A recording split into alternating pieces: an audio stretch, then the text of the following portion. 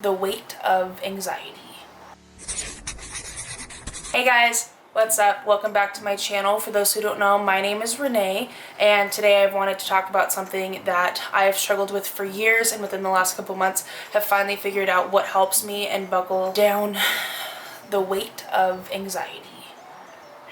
Just within the last couple months, I have found stuff that really helps me, and I would love to share that with you guys because I know a lot of people deal with anxiety and panic attack and stress, and I have figured that maybe my findings and learnings will help somebody else with something that maybe they didn't know that would help them. Also, it would be great if you guys could comment down below with if you have anxiety, what helps you guys, because maybe it would even help me and I could try it out, or it could help somebody else who's watching the video and has tried what I'm saying and it doesn't quite work for them.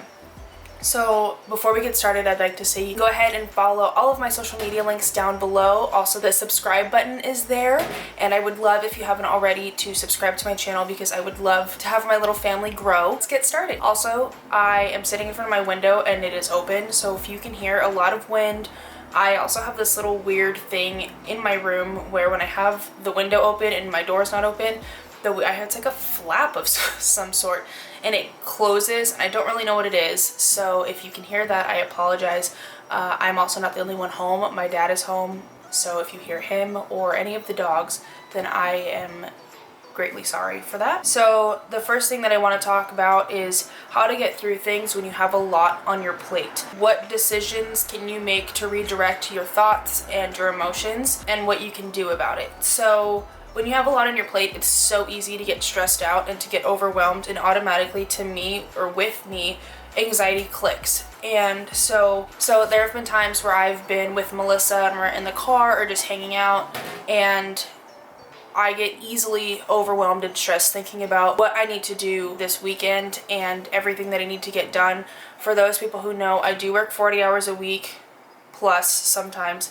And so any free time I have is on the weekends, and that's why it's hard for me to even film and edit, is because I can film something but then I don't have time to edit because the only time I have is the weekends, because after work most days I'm bombarded with other things that I have to do and things that I need to get done.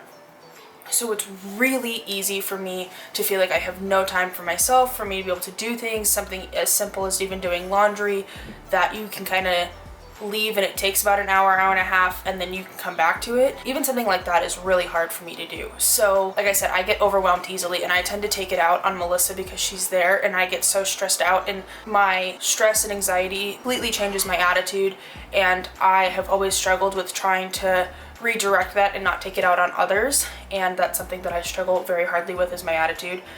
And so a lot of that though comes with the anxiety, and I don't know where to put it and how to direct it to someplace. So I am also a very vocal person. I say what's on my mind, I say how I'm feeling, I say what's going on, because I can't handle it. Like, being bottled up, it just makes me feel terrible, and it makes my anxiety even skyrocket even more. So that's something that, again, that I struggle with. One of the things that I had said was how to make a decision to redirect your thoughts.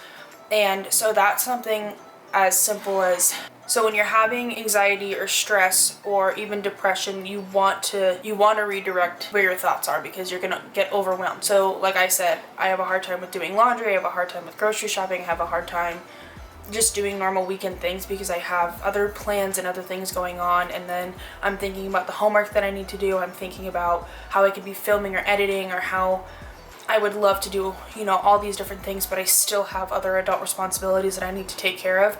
So I need to sit down and think about what I need to do, when I need to do them, and even giving myself a deadline to do that. So say I need to do laundry, okay, well, I'm going to wake up at 7 or 8 and I'm going to do laundry till 9, so that this way from 9 to 10 I can go grocery shopping, or I can redirect my thoughts into a planning kind of mode. That's another thing that helps me tremendously, is planning, and my planner, and I like to carry it with me, and I always have it open on my desk if it's not with me. But just to redirect your thoughts. And another huge thing that I have learned is, if you are having a panic attack or having a lot of anxiety, for just momentarily think about, say like a color, say, okay, I'm gonna pick something green. In my room I have a lot of plants which obviously have leaves. I could say, okay, something green, and you're gonna count each individual plant, or you can count like Finley's toy that's green. Like, I I have things that I can count and focus in on that.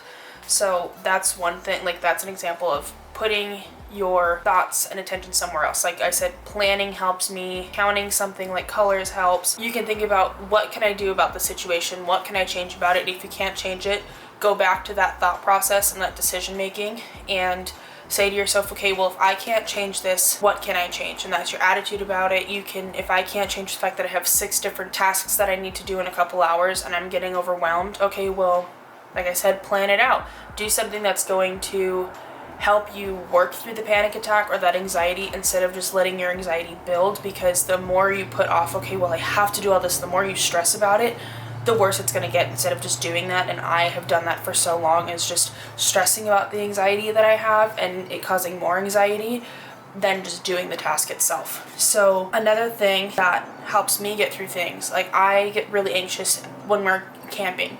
So sleeping in a tent makes me extremely anxious. Being far from home, sleeping in a tent, sleeping in the woods makes me anxious. There's been like one time we've gone camping, and so it's been in the mountains, and I've been born and raised, grown up in Arizona, so mountains are something that's very familiar to me.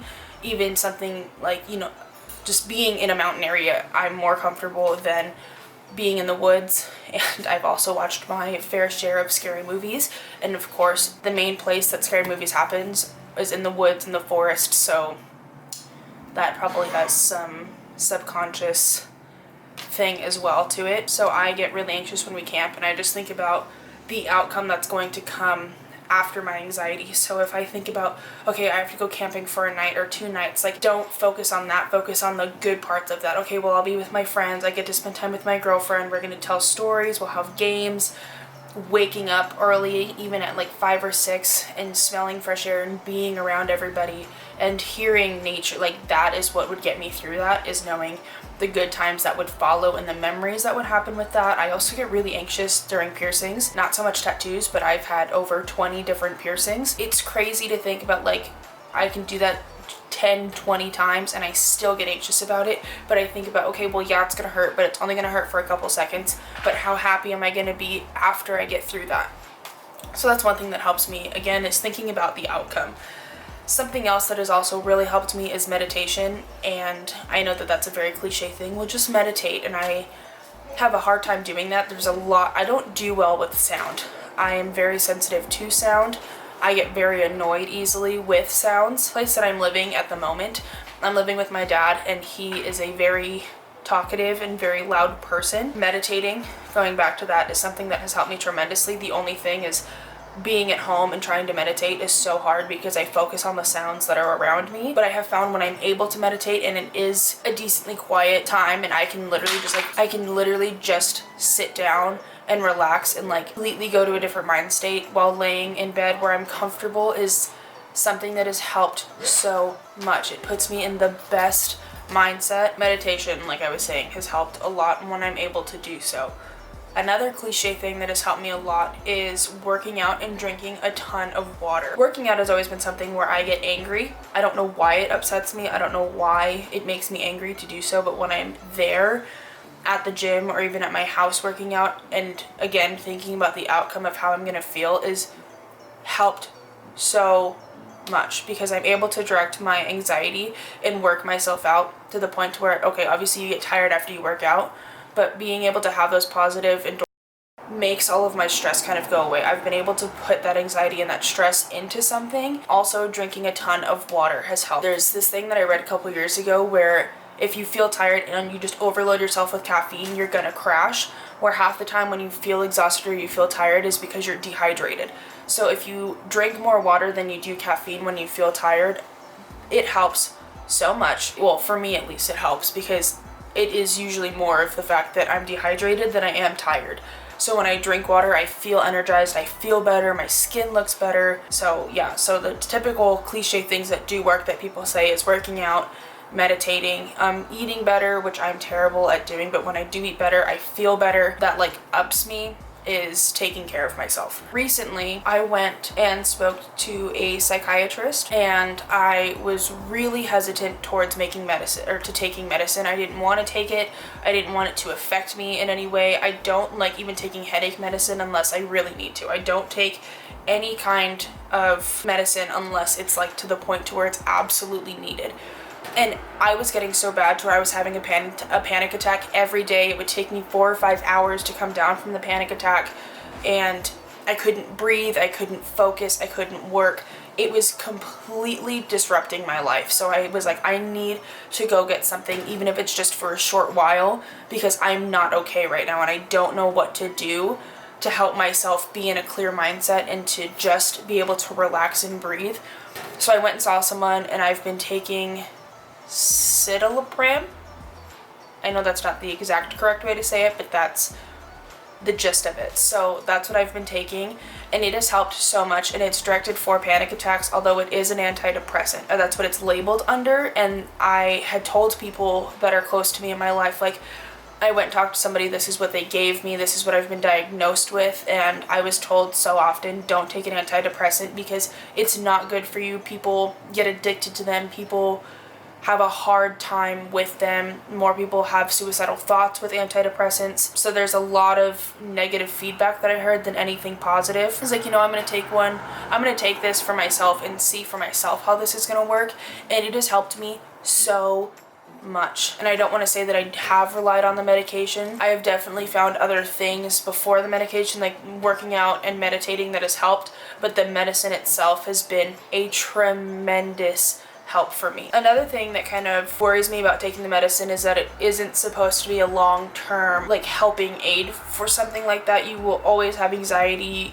There's always something that people stress about, so you have to learn how to work through that and overcome it. And I think that's what people have a hard time with, is they take medicine or they take too much of something and they rely on that to help them and fix their problems, where I don't think people realize that this is just supposed to give you that chemical balance so that you can take the actions that you need to fix what's giving you anxiety, or for you to even be able to think clearly, to say, okay, where am I at my life? Where do I want to be? How do I get there? And how do I work through the panic attacks and anxiety that I'm having? I was diagnosed with panic disorder and general anxiety disorder.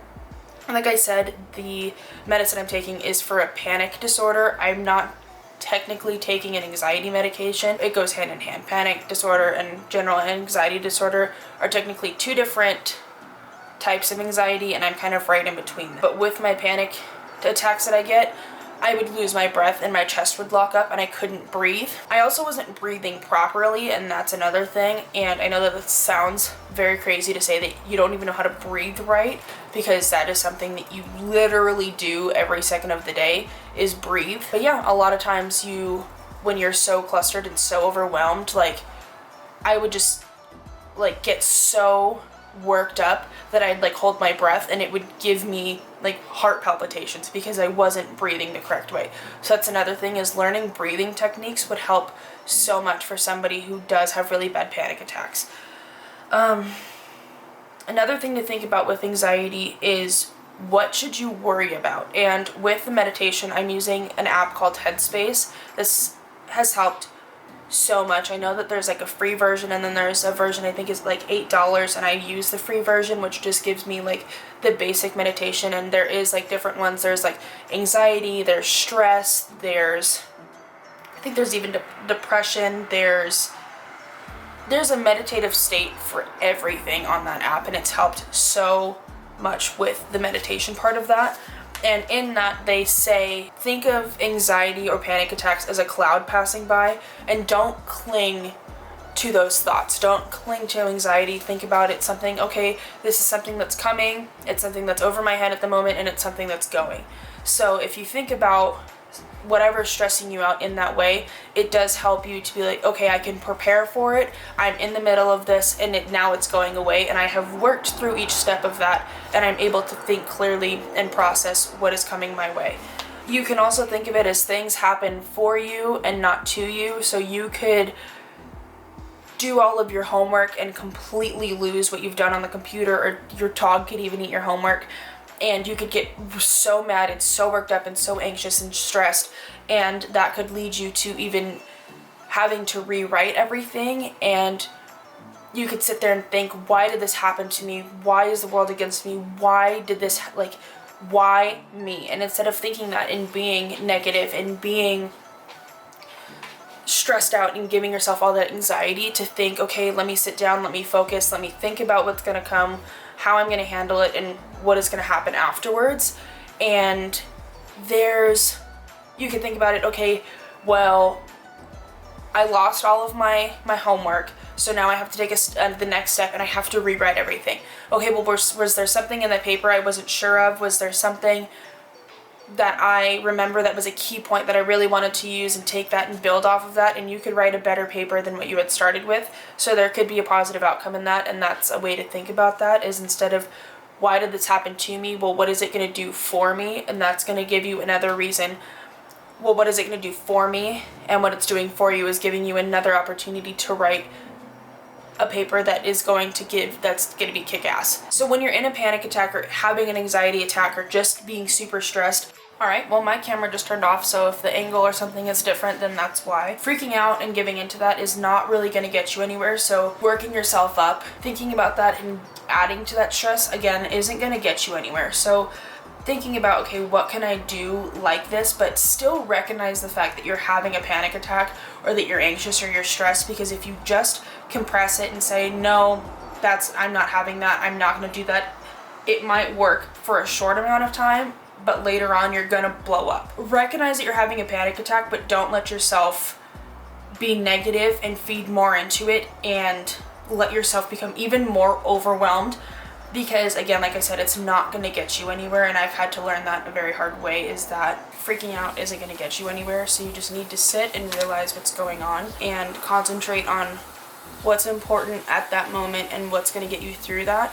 And whether that's counting something like I was talking about, meditating, working out for a little bit, just thinking about what outcome this is going to have and what to look forward to, instead of just letting yourself freak out and like fester in it. So the next thing is that you just have to have faith, whether that's in a God that you believe in, whether that's in yourself or the universe or whatever.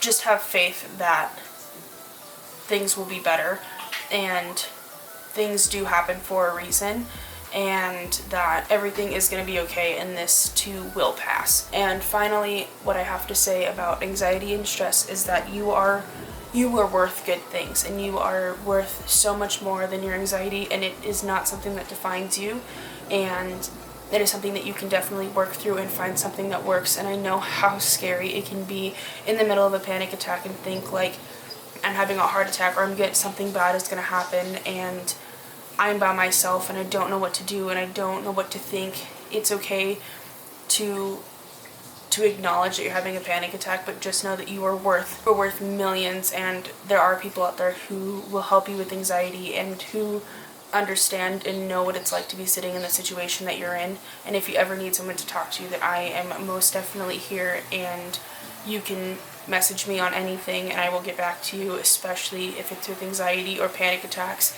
And if you have any more questions or you guys want to know any more information about this, then please let me know and I would love to talk to you. So I hope you guys enjoyed this, and I hope that something that I've learned will help you as well. And yeah, that's my video. Love you, mean it. Bye.